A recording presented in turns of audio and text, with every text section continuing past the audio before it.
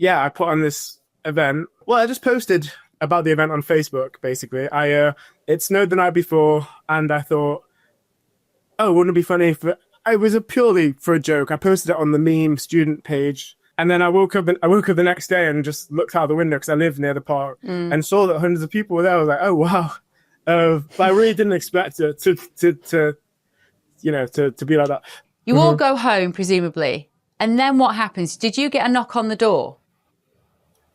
I got several over the course of a few days. The police are there. They're quite scary. There's 3 of them just for this one house call.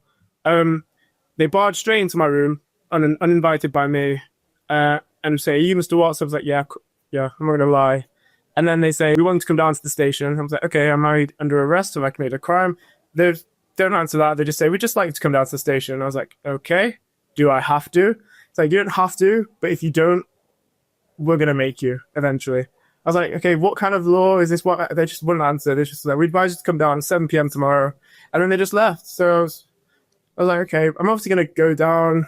Didn't think too much of it. Yeah, we had this really, really nasty, uncomfortable interview with the 2 officers that conducted it.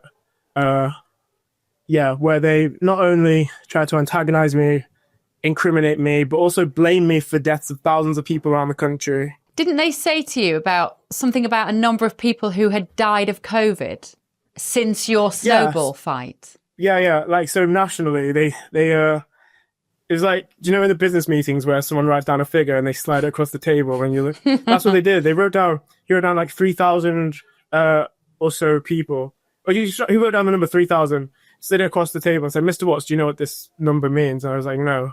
Like, this is the number of people that since your snowball fight have died from COVID-19. How does that make you feel? And yeah, I got quite